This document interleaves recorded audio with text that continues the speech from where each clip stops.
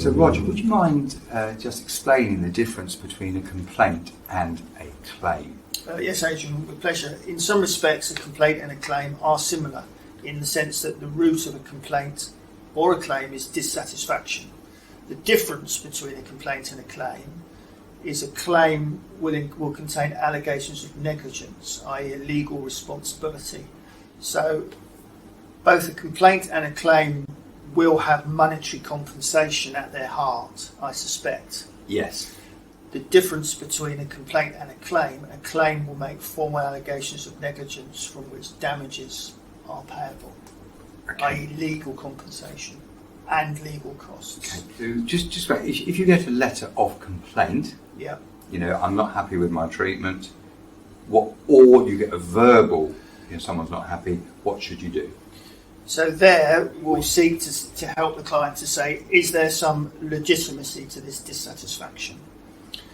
And then we'll work with the practitioner to say commercially whether they think it's appropriate to recognise that dissatisfaction in some way. So typically it could be offering additional treatment without changing the treatment price. It might be a refund.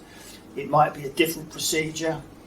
It will be some tangible benefit to recognise some compensation for their dissatisfaction, but it will not be based on negligence. There will not be an acceptance of a legal responsibility to compensate.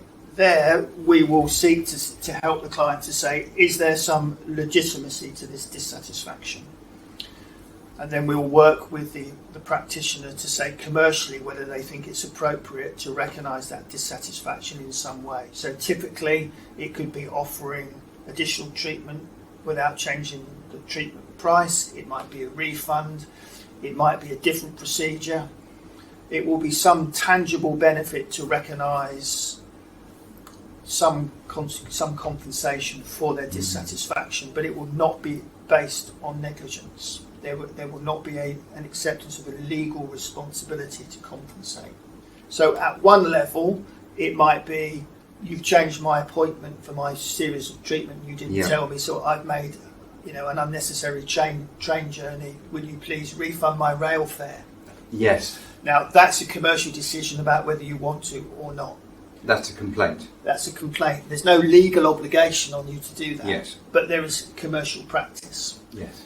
If on the other hand a complaint arises because you've carried out the wrong procedure or you've carried out the procedure negligently as alleged, then that will be a matter for compensation and legal costs follow that event. So you get a complete spectrum. I'm sure Jim, as a practice manager, will end up with, the receptionist was rude to me. You messed up my appointment, and I've incurred travel costs on the one hand, to really quite seriously, actually this outcome was not what I expected. It wasn't the procedure you said you were going to do. I've now suffered as a result, and those consequences may or may not be permanent. So you go up the scale of seriousness or consequences, and unsurprisingly the degree of compensation rises as the degree of seriousness increases. Okay, but the important thing is, if any practitioner who does enough cases, they will have, unfortunately, some. Yes. Yeah. And is the important thing to talk to you earlier rather than later? Yes, and we'll come on to how that's achieved and the benefits of doing that.